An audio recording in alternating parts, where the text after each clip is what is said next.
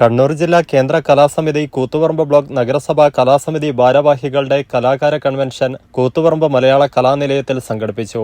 EP. Rajagopalan പരിപാടി ഉദ്ഘാടനം ചെയ്തു. നമ്മൾ അതിന്റെ ഭാഗമായി ചേർന്നുകൊണ്ട് ചില കാര്യങ്ങൾ നടത്തുക ഈ കേന്ദ്ര കലാസമിതി.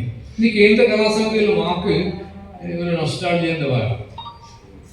കേരളം രൂപപ്പെട്ട് കുറെ കഴിഞ്ഞിട്ടല്ലേ, സ്വാതന്ത്ര്യം കിട്ടിയിട്ട് കുറെ കാലം കഴിഞ്ഞിട്ടല്ലേ കേരളം ഉണ്ടാവുന്നത്, 10 വർഷത്തിന് ശേഷം.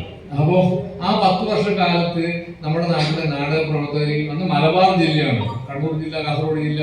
കാസർഗോഡ് ജില്ല 84 ഉണ്ടാവുന്നത്. അപ്പൊ അങ്ങനെയില്ല, മലപ്പുറവും കോഴിക്കോടും ഇതൊക്കെ ചേർന്നിട്ട് മലബാർ ജില്ലയാണ്. അപ്പൊ അക്കാലത്ത് ഈ അഖില മലബാർ തലത്തിൽ പ്രവർത്തിക്കുന്ന നാടകക്കാർ അന്ന് KT മുഹമ്മദിനെ പോലെ, ചെറുകാടിനെ പോലെ താരതമ്യം ചെറുപ്പക്കാരാണ്. അവരൊക്കെ ചേർന്ന് കോഴിക്കോട് കേന്ദ്രമാക്കിയിട്ടുണ്ടാക്കിയ ഒരു പ്രസ്ഥാനമാണ് ഈ മലബാർ. എല്ലാവരും പറയാൻ ഞാൻ പുതിയ ആളുകൾക്ക് വേണ്ടി ആവർത്തിക്കുന്നതാണ് ഈ കേന്ദ്ര കലാസമിതി എന്നുള്ള പ്രസ്ഥാനം. അത് ഒരു കലാസമിതിയുടെ പേരല്ല, കുറെ കലാസമിതികൾ നാട്ടിലൊക്കെ ഉണ്ട് ഇല്ലേ. അപ്പോൾ നമ്മുടെ നാട്ടിലൊക്കെ ഓരോ ഗ്രാമത്തിലും 1-2 കലാസമിതികൾ ഉണ്ടായിട്ടുണ്ടാവും. MK വിനോദ് അധ്യക്ഷത വഹിച്ചു. ശ്രീധരൻ സംഘമിത്ര വിശദീകരണം നടത്തി. വിനോദ് നരോത്ത്, കലാമണ്ഡല മഹേന്ദ്രൻ, U ജനാർദ്ദനൻ തുടങ്ങിയവർ സംബന്ധിച്ചു. 34 വർഷത്തെ സേവന പാരമ്പര്യവുമായി കേരള കോളേജ് പുതിയ bus stand Iritty.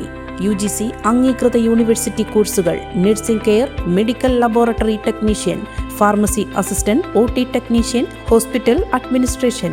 Kerala government അംഗീകൃത കോഴ്സുകൾ hotel management, aviation, pre primary TTC, logistic and computer കോഴ്സുകൾ കൂടാതെ MBA, BBA, MCom, BCom, +2 spoken English ക്ലാസുകളും. അഡ്മിഷൻ തുടരുന്നു.